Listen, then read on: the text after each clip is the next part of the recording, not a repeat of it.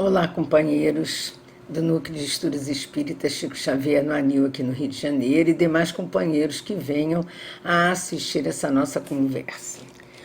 Nós vamos hoje conversar sobre o capítulo 5 do Evangelho, Bem-aventurados os aflitos, lá pelos itens 6, 8 desse estudo, que fala das causas anteriores das aflições. Mas antes, como começamos a fazer sempre no núcleo, antes da palestra, nós lida uma frase, um pensamento que tenha vindo através de Chico Xavier. E eu escolhi para ler para vocês o seguinte trecho: não se entregue à dor, Emmanuel, através da psicografia de Chico. Se a dor te visita o coração, improvisando tempestades de lágrimas em teu campo interior, não te confies ao incêndio do desespero, nem ao gelo das lamentações. Recorda o tesouro do tempo. Retira-te da amargura que te ocupa indebitavelmente e trabalha sempre. Muitas vezes eu ouvi isso da casa de Leon Denis, onde eu faço parte. Quando a gente chegava com os nossos problemas, nossas lamentações, nossas angústias, nossos desesperos, com todo o apoio que o plano espiritual sempre nos dá, e o plano carnal também, os companheiros, do atendimento fraterno, mas sempre nos disse: trabalha, trabalha, trabalha.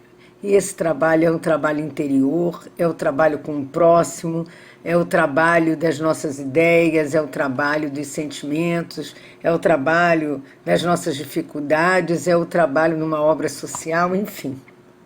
Trabalha sempre, para frente, prossiga. E é assim que nós vamos tentar continuar nas nossas lides dos momentos que estamos vivendo. Vamos à nossa prece, amigos. Querido Mestre Jesus, benfeitores amigos desse núcleo de estudos espíritas Chico Xavier, benfeitores amigos do Centro Espírita Leon Denis, benfeitores amigos de todos nós que estamos aqui presentes ou estaremos mais tarde ouvindo essa conversa, esses amigos espirituais que estão sempre junto a nós, nos dando força para prosseguirmos na divulgação da doutrina através dessa equipe da internet que vai cabeceada por Caibar Achuta. Enfim, todos os espíritos encarnados e desencarnados que estão na luta, como todos nós estamos na luta, para sentirmos a paz interior. Que possam ser essas palavras, mas principalmente essas vibrações, de alcance a todos. E que possamos dar início ao estudo que nos compete do Evangelho hoje. Que assim possa ser. Eu achei mais interessante pegar um caso e trabalhar em cima dessa questão as tribulações e as causas anteriores das aflições. E fui lá em Boa Nova, na lição 23, quem quiser anotar para o futuro, e encontrei Grande Cabeça, é o título. É uma história que eu vou contar para vocês aos pouquinhos, tá certo? Doutor Abelardo Tourinho, tem gente que já conhece essa história. Era indiscutivelmente verdadeira águia da inteligência. Advogado de renome, não conhecia derrotas. Sua palavra sugestiva nos grandes processos tocava-se de maravilhosa expressão e de magnetismo pessoal. Seus pareceres denunciavam apurada cultura. Qual cientista isolado no laboratório para descobrir uma combinação química, Abelardo se mantinha horas e horas no gabinete particular, surpreendendo as colisões das leis humanas entre si. Bom, então já temos um pouco do perfil do Dr. Abelardo, Muito inteligente, culto, esforçado, corria atrás, como a gente diz, para buscar as colisões, quer dizer, aporte da lei, eu acho que é aporte que fala. Eu sei algumas coisinhas que dá para ali trabalhar o caso. E ele tinha a palavra sugestiva, era envolvente, respeitoso e envolvente. Magnetismo, né, gente? Magnetismo, realmente. E aí, conseguiu seus pareceres serem assim muito, mas muito mesmo, vamos dizer assim, observados por todos. Quando ele aparecia, e chegou fulano. Chegou fulano. Como diz aqui o texto, verdadeira águia de inteligência. Bom, primeiro eu fui lá ver o que águia nesse, porque a águia é assim, um animal potente, né? Um animal assim, que é um símbolo de poder, nos mostra poder, autoridade, não é verdade? Pois é. E a águia tem muita acuidade visual. Então ela é observadora, ela vai longe, ela penetra, né, na natureza. Então é uma palavra bem condizente com a ação do nosso companheiro, não é verdade? E aí nós vamos encontrar todo um processo dele de ação e que vai nos levar a várias reflexões, várias reflexões. Vamos começar primeiro no Livro dos Espíritos, para nós termos, assim, vamos dizer, uma visão da questão da inteligência. Lá na 71 do Livro dos Espíritos, a inteligência é um atributo do princípio vital? Não, visto que as plantas vivem e não pensam, elas só possuem a vida orgânica. A inteligência e a matéria são independentes, já que um corpo pode viver sem inteligência, mas a inteligência só pode manifestar-se por meio de órgãos materiais. E é necessária a união do espírito para intelectualizar a matéria animalizada. E um comentário de Kardec no primeiro parágrafo é bastante interessante. Ele coloca que a inteligência, ele diz aqui para nós, é uma faculdade especial própria a algumas classes de seres orgânicos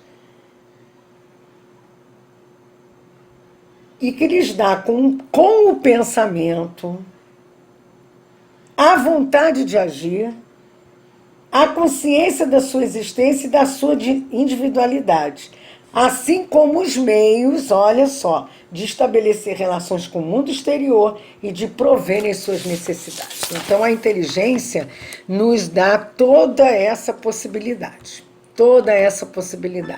Dá a possibilidade, né, com o pensamento, de nós, na verdade, sabemos agir, temos vontade de agir e até de saber nos relacionarmos no meio em que vivemos. Ela nos dá essa possibilidade. Então, vamos ter bastante cuidado com a nossa inteligência, né, não? Bom, mais adiante se pergunta se pode-se dizer que cada um aure uma porção de inteligência do fonte universal. E aí os espíritos dizem para nós que isto é apenas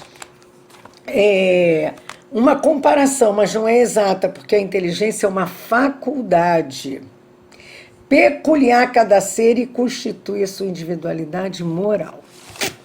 Então vamos ver que o Dr. Abelardo é inteligente, e mais essa inteligente é uma habilidade, é uma faculdade que é inata a ele, que ele conquistou, que ele desenvolveu, e tem tudo a ver com o seu lado moral. Eita ferro, vamos continuar. Já nos deram algumas pistas essa história. Mas então, onde tem essa história das aflições, das causas anteriores? Vamos continuar. Não obstante o talento privilegiado, caracteriza-se, contudo, por traço lamentável. Começou. Não vacilava na defesa do mal diante do dinheiro. Olha aí a questão da moralidade junto à inteligência. Se o cliente prometia pagamento farto, o causídico torturava decretos ladeava artigos, forçava interpretações e acabava em triunfo espetacular, porque ele tinha o poder da fala, o poder do comando, o poder do envolvimento, né? Chamavam-lhe grande cabeça nos círculos da convivência comum. Temiam-no os colegas de carreira que ele não regateava o respeito e consideração. Penetrando no fórum, procurava movimentos de singular interesse. Aí vem mais, olha.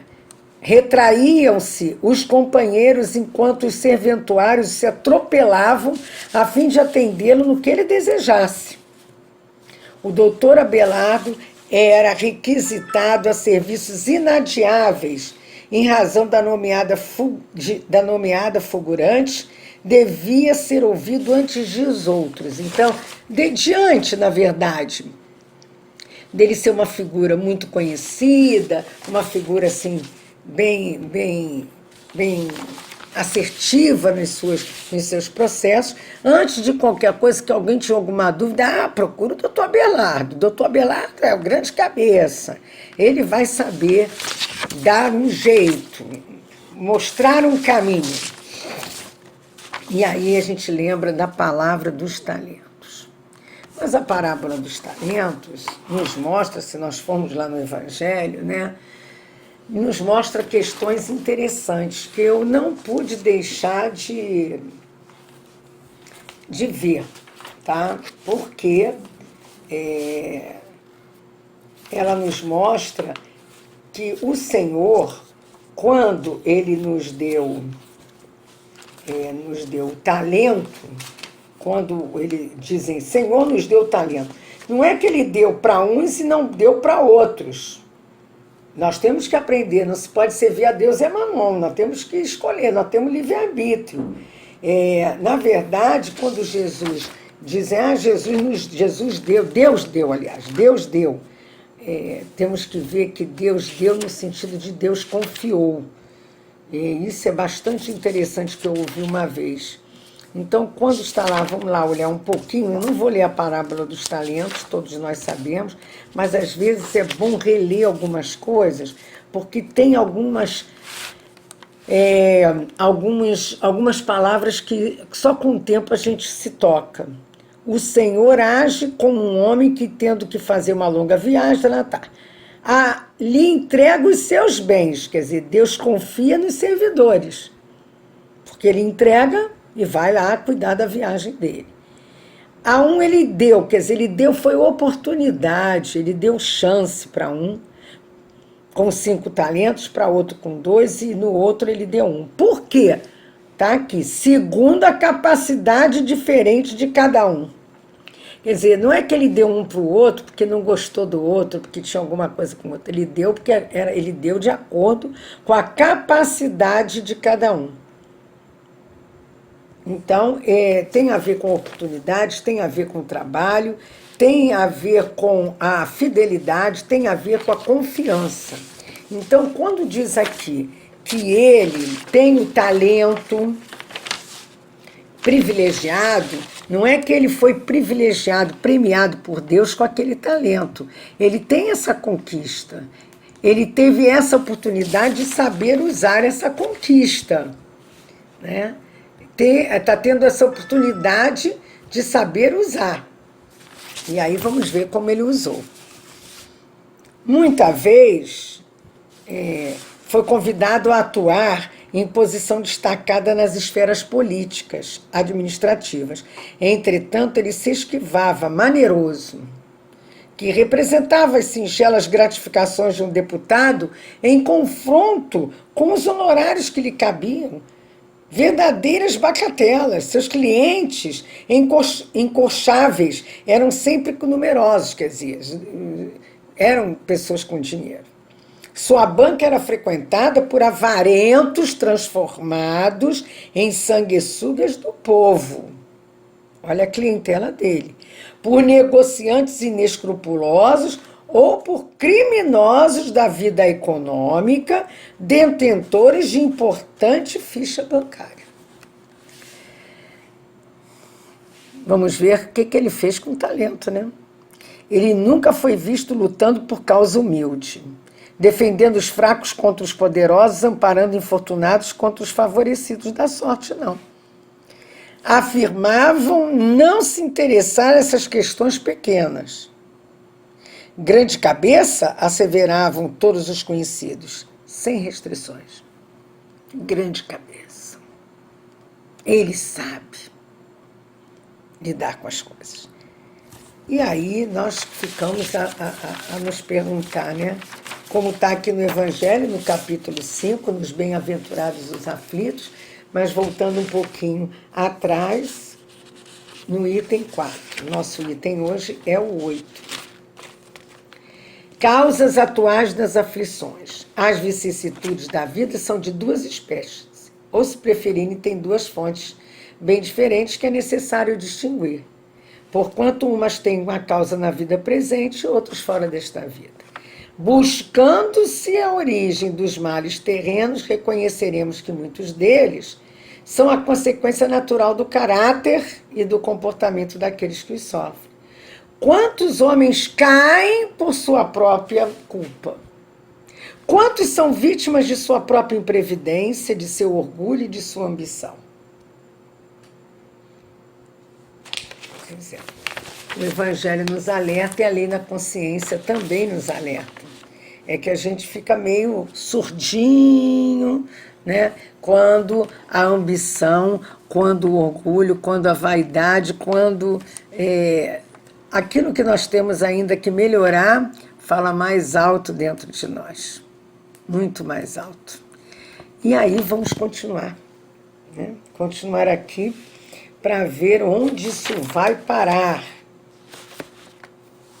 Bom, também a gente fica pensando assim, peraí, mas será que ninguém também dava um toquezinho nele assim? Você está exagerando, Abelardo. Será que isso não aparecia nessa história? Será que ninguém dava essa... Será que o anjo da guarda dele não conseguia também alertá-lo contra isso? Bom, vamos lá na 582 do Livro dos Espíritos, para nós também termos a base teórica sobre a ação e também começar a repensar, né? Primeiro, é sem contestação a paternidade e maternidade uma missão. E, ao mesmo tempo, um dever muito grande que compromete o homem mais do que ele pensa, com relação à sua responsabilidade quanto ao futuro. Deus colocou a criança sob a tutela dos pais para que eles o dirijam no caminho do bem, facilitando-lhes a tarefa, dando-lhes até um organismo débil, né, delicado, que torna acessível a todas as impressões. Mas aos que se preocupam em aprumar árvores, jardim, de fazê-los dar bons frutos, do que endireitar o caráter do seu filho. Será que foi isso que aconteceu? Vamos voltar ao texto. Alguém havia, porém, que acompanhava o grande intérprete da lei sem elogios precipitados. Vamos ver quem é? Sua mãe. A senhora Tourinho se preocupava com a atitude do filho. Uma senhora idosa, mas cristã, que o alertava de quando em quando com sinceridade e amor. Bom, se ela fazia já com a idade, já deve ter feito desde criança. Abelardo, meu filho, costumava dizer-lhe prudentemente. Então, havia um costume desses alertas. Quantas vezes pais da gente, mãe da gente, o tio, alguém nos alerta. Olha, Vera, você tem que parar com isso. É melhor você pensar, até coisas bobas. Fulano, não come isso, você sabe que não te faz bem. Ou ciclano, você tem que dormir, você sabe que você amanhã vai levantar cedo. Tem que criar essa rotina. Coisas assim, simples. Nada tão profundo, né? Ou então, olha, abre teu olho, olha como é que você está agindo. E foi o que ela fez e fazia. Não te descuides na missão do direito. Não admitas que a ideia do ganho te avassalhe as cogitações. É tão difícil para uma mãe, né? Para uns pais em geral, ou para qualquer um de nós ver alguém que a gente gosta, que a gente sente que está entrando numa que não devia entrar e a gente não consegue ajudar. Porque há o livre-arbítrio, como está aqui na 843 do Livro dos Espíritos. Né? É uma escolha. Ele tem o talento, mas o Senhor deixou que ele fizesse algo com esse talento. Na volta, o Senhor cobrou. Creio que a tarefa do direito, da justiça terrestre é muito delicada, ela dizia. Além de profundamente complexa, meu filho. Ser advogado, quanto ser juiz, é difícil mistério da consciência. Quantas vezes a gente acha que a nossa profissão... tem que seguir aquilo que eu aprendo lá na faculdade, ou que eu aprendi lá no segundo grau, ou que eu aprendi no dia a dia. E a gente... uma vez, uma moça que me ajudava em casa, ela disse assim, não, a senhora faz tudo também, a senhora deixa me dar pronto, a senhora faz isso. Eu disse, não, eu não faço tudo, eu estou com tempo, eu vou adiantando, você termina, você fica mais tempo assim livre para cuidar da minha mãe, enquanto eu estou trabalhando e tal. Aí ela disse, mas eu não tenho, como é que ela dizia? Não, mas eu sou paga para fazer limpeza, para ficar aqui. Eu digo, não, você é paga para você pegar esse tempo e fazer o melhor do que você poderia fazer. Aí ela, quem sou eu? Eu disse, não, você é uma pessoa importante, que você tem, inclusive, permite que eu continue minhas tarefas, porque ela gosta de você, você gosta dela, você a trata bem. Aí fui dizendo, isso para mim é muito mais importante. Aí ela veio assim, eu nunca tinha pensado nisso, né? Mas, pois é, porque às vezes numa forma de você varrer uma casa, de você tirar poeira, de você organizar as coisas, a sua própria forma de falar, de transmitir a palavra, o cuidado, a atenção, isso é muito importante em qualquer profissão. Ela pensei que fosse só na sua e de outros, né, na minha. Aí eu disse, por que não? Então, muitas vezes a gente acha que numa função de cuidador rápido assim, ou de faxineiro, ou de empregado doméstico, ou de porteiro, a nossa função, ela é uma função sem essa nossa ocupação não é assim, não é uma missão, né? Mas uma missão grande como uma missão de divulgação doutrinária, como Chico Xavier, mas nós temos por obrigação, por dever de cuidarmos da melhor forma possível daquela nossa tarefa. Quanto mais, como a mãe disse para ele, um advogado, um juiz, né? Nós temos obrigações, deveres inerentes à profissão, mas aquele algo mais, aquele jeito da gente fazer, aquela forma da gente trabalhar a nossa atividade, desenvolver a nossa ocupação, o nosso próprio talento é importante, muito importante. Hoje nós estamos vendo aí com a pandemia como é importante o dever cumprido com a moralização. Não só o dever, não só as pessoas estão da área da saúde se virando em fazer, criando para ajudar o próximo. E outros estão continuando com os seus aspectos morais negativos aflorando e tentando burlar, né, até a sua própria tarefa de dar uma vacina, por exemplo. Então, quando tem aqui, né, que ela diz para ele, é difícil o ministério da consciência, em toda a profissão, em toda a ocupação, em toda a nossa ação. Por vezes observo-te as inquietações na defesa dos clientes ricos e guardo apreensões justas, diz ela. Não te impressiones pelo dinheiro, meu filho. Repara sobretudo, diz ela, o dever cristão e o bem a praticar. Me lembra até o dever, né, do Evangelho. Quando no Evangelho, eu até não tinha pensado nisso, de falar, mas o Evangelho fala até que não é nem o dever das profissões que ele foca aqui. Ele diz o dever como seres humanos, o dever como cristão, como ser, como ser humano mesmo, de um com o outro, né? Eu agora nem vou achar onde é que está, mas depois vale a pena, quem quiser ou puder, dar uma lidinha e buscar esse texto sobre o dever que nós achei, sede perfeitos, que nós temos aqui no Evangelho. Deixa só porque tem uma parte agora aqui que me chamou a atenção e que não tinha me chamado. Ler isso, né? Estudar, a gente pensa que viu tudo e não viu. O dever cresce e irradia sob uma forma mais elevada em cada uma das etapas superiores da humanidade. A obrigação moral da criatura para com Deus jamais cessa. Ela deve refletir as virtudes do Eterno, que não aceita um esboço imperfeito, porque deseja que a beleza de sua obra resplandeça diante dele. Lázaro nos diz isso.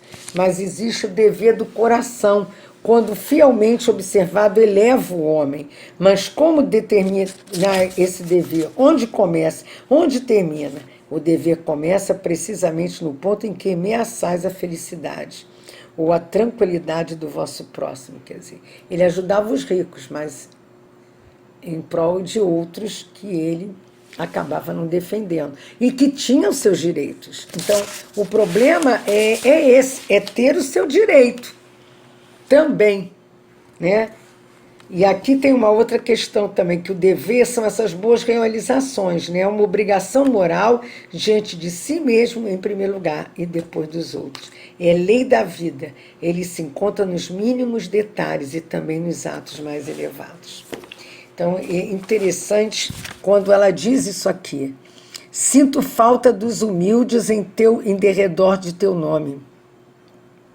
Ouço os aplausos dos teus colegas e conheço a estima que desfrutas no seio das classes abastadas, mas ainda não vi em teus círculos amigos apagados de que Jesus se cercava sempre. Nunca pensaste, Abelardo, que o mestre divino foi advogado da mulher infeliz, ela lembrou, da mulher adúltera, e que na própria cruz foi ardoroso defensor de um ladrão arrependido? Creio que o teu apostolado é também santo, meu filho. O eminente homem da legalidade meneava a cabeça em sinal de desacordo e veio a responder à sua mãe. Mãezinha, os tempos são outros. Até parece que a gente já escutou isso de alguém. Devo preservar as conquistas efetuadas. Não posso, por isso, satisfazer-lhe as sugestões, mamãe. Compreende a senhora que o advogado de renome necessita cliente à sua altura? Aliás, não despreza os mais fracos. Tem meu gabinete lá, vasto campo social, dou emprego a companheiros iniciantes e tal. Meu filho, retrucava a senhora Tourinho, afetuosa, estimaria tanto ver-te a sementeira evangélica.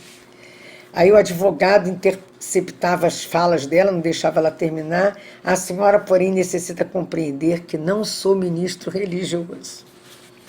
Às vezes eu escuto algumas coisas dessas assim na minha profissão. Eu não sou educador. Educador são os pais. Quem tem que educar é os pais, eu concordo, como professora. Mas quem disse que eu não sou um educador? Todos somos, né? Todos temos a nossa parte, nosso dever moral perante nós mesmos, perante a sociedade, perante Deus. E às vezes eu fico assim, porque já cansei de falar, mas tem horas que não dá para ficar calado, mas tem horas que você precisa esperar o momento certo para voltar a dar uma fala, um toque. E se não der, você tenta fazer um pouco da sua parte, né? Pela sua parte. Aí ele diz, não devo ligar-me à preceituação estranha ao direito. E é tão escasso o tempo para a leitura e análise dos códigos que me não sobra ensejo para estudo do Evangelho. Ai, caramba, aí eu me lembrei que às vezes a gente faz isso. A gente diz assim, não tenho tempo. Como é que eu vou para o centro? Eu tenho que fazer a cunhada, encontro domingo de manhã, quentinha, no costurinha, passe. Eu vou só numa reunião, saio de lá correndo, chego em cima da hora. E a convivência com os encarnados, com os desencarnados, com a vibração da casa, né? E a participação ativa na parte física da casa. Agora que a gente não está podendo ir, é que a gente deve estar sentindo falta. Pior que a gente já está assim, quando eu voltar vou fazer acontecer, e depois volta, a gente esquece, enterra o talento de novo. Meu Deus, tomara que não, né? Mas a gente pode estar à distância, como estamos, e trabalhando, não é verdade? A gente pode estar ajudando muito ao próximo, ao atendimento fraterno, à doação, também física, à oração, ao estudo. Muita coisa a gente pode continuar fazendo. Mas ele queria só viver bem, ser feliz, trabalhava, dava emprego, ele tinha esse direito, né, de aproveitar. De aproveitar. E aí, né, voltamos lá no nosso evangelho de hoje, né, que não está esquecido.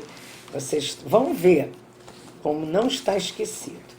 A gente vê lá no item 8, nós vamos ler mais um pedacinho. As tribulações da vida podem ser impostas a espíritos endurecidos ou muito ignorantes para fazerem uma escolha, com conhecimento de causa. Mas essas tribulações são livremente escolhidas e aceitas por espíritos arrependidos que desejam reparar o mal que fizeram e se exercitarem em proceder melhor. Pelo visto, nosso companheiro ganhou as tribulações? Ainda não. Mas ganhou as possibilidades, né, para não ter tribulações maiores no futuro. Vamos ver o que vai se passar durante esse final aqui dessa nossa história, né? E aí, né? E aí, vamos voltar à história do Abelardo. Ele dizia também assim, quer dizer, ela falava e ele, né, retrucava. A genitora discutia amorosa, fazendo-lhe sentir a beleza dos ensinamentos cristãos, mas Abelardo, que se habituara aos conceitos elogiosos de toda a gente, não se curvava às advertências maternas. E tinha aquele sorrisinho tipo, tá certo, mãe, tá certo. Às vezes a gente diz isso. Tá, tudo bem. Pode deixar que eu vou. Calma. Uma hora, deixa eu fazer isso, fazer aquilo, fazer aquilo, fazer aquilo. Aí eu vou. Quando eu ficar velho, aí eu vou para o centro, aí eu vou para a obra social, vou aprender crochê, tricô, essas coisas que a gente fala, né? Se ele fosse amigo sincero dos afortunados da vida, personificando um conselheiro caridoso, nenhum delito lhe assinaria a passagem. O que tem ele, né? Alguém também tem que defender os companheiros com mais possibilidades de dinheiro, né? No entanto, Causídico famoso abeirava-se dos abastados, e o que ele fazia? Explorava as paixões, agravava a facial, anestesiava a consciência de qualquer modo, iludira-se com a opinião pública que o considerava grande cabeça e colocou todas as possibilidades de sua vigorosa inteligência a serviço dessas aquisições menos dignas. Então a experiência terrestre foi passando, como quem não sentia pressa em revelar a eternidade da vida infinita, foi passando. A senhora Tourinho regressou à espiritualidade muito antes do filho, muito antes. Persistindo, entretanto, na mesma dedicação, inspirando, ajudando através do pensamento, mas ele não cedia. É quando a gente tem aqueles pensamentos para fazer de um jeito e a gente não abre mão. Pois é. Mas um dia, a morte o recolheu, envolvido com uma rede de compromissos. A mãe sofria muito, ele, quando se deu conta, sofreu, chorou nos novos caminhos que descobriu, não conseguia se levantar, achava-se caído no chão mesmo, a cabeça perispiritual crescera. E ele não tinha posição de equilíbrio, colava-se na terra, entontecido, isso no plano espiritual. E a mãe visitava-o sempre, várias vezes, administrava socorro, orientava, e os anos foram passando e ele nada de ceder nem de mudar. Prosseguia ele naquela situação. E aí ela resolveu chamar ajuda, pedir ajuda de um prestigioso amigo da espiritualidade que tinha experiências nessas áreas, e ele foi lá fazer uma diagnose, uma observação. Ele era um elevado orientador, e ele disse, penalizado para a mãe, para a senhora Tourinho: as vibrações mentais são muito pesadas. Ficou compadecido, mas não disse-lhe: minha irmã, o nosso amigo padece de inchação da inteligência pelos crimes cometidos com as armas intelectuais, e ele não se arrependia. Ele não cumpria o Código Penal da Vida Futura que está no Céu e Inferno. Aquilo que está aqui, né? Aqui no 8, né? As tribulações que estavam acontecendo no plano espiritual, ao mesmo tempo expiações, que muitas vezes vão castigá-los por um passado, as provas que ele vai ter que render, ele tem que estar preparado, ele tem que se arrepender para reparar.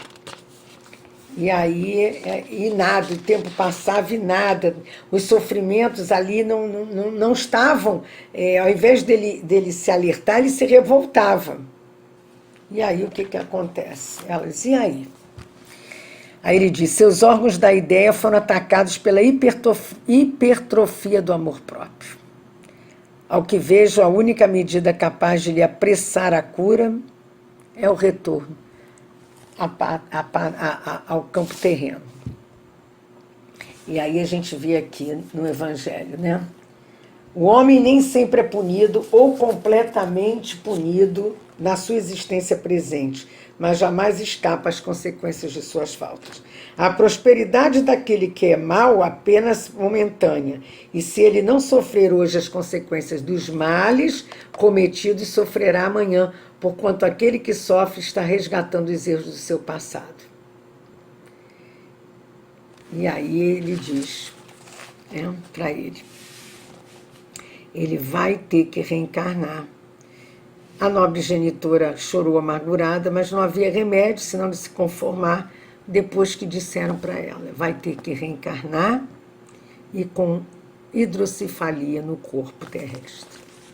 Aqui diz: aqueles que nascem em condições, que aqui diz, enfermidade de nascença, principalmente aqueles que tiram de tantos infelizes a possibilidade de ganhar sua vida pelo trabalho, as deformidades da idiotia, o cretinismo e tal, aqueles que nascem em semelhantes condições seguramente não fizeram nada nesta vida para merecer, sem compensação, uma sorte tão triste que não podiam evitar, que são incapazes de mudar por si mesmos e que os coloca sobre a dependência da caridade pública.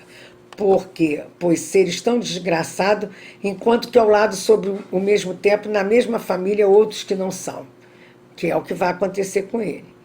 Aí é o que diz aqui, né? Todo efeito tem uma causa. Essas misérias são efeitos que devem ter uma causa, e desde que se admita um Deus justo, essa causa deve ser justa. E aí, mais uma vez, lá no item diz: essas tribulações, essas expiações que castigam pelo passado, provas que preparam para o futuro, rendamos graças a Deus em sua bondade, que concede ao homem a faculdade de poder reparar os seus erros e não o condena de forma irremediável na primeira falta cometida. Quer dizer, não há uma coisa eterna de condenação, há uma possibilidade de mudança.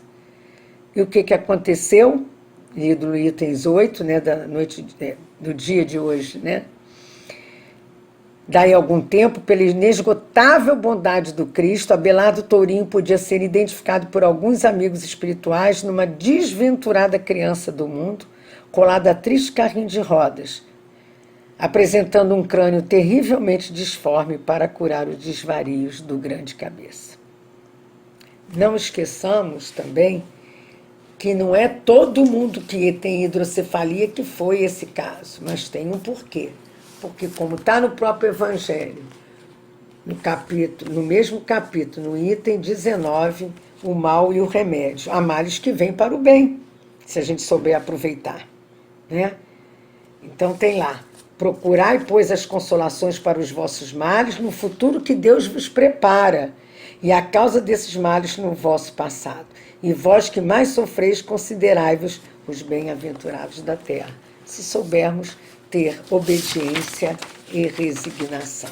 Obediência pelo conhecimento, pelo raciocínio da razão, e resignação pelo consentimento das emoções, das vibrações, dos sentimentos. Queridos amigos, espero que tenham podido contribuir para as nossas reflexões e agradecidos pela oportunidade do estudo, vamos agradecer a Deus.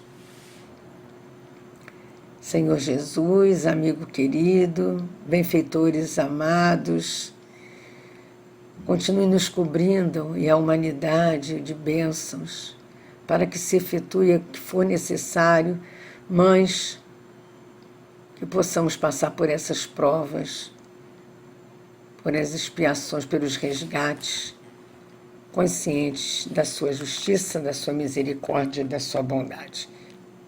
Tenhamos coragem da fé, tenhamos força na oração, tenhamos certezas e esperanças para um futuro melhor através da própria reencarnação.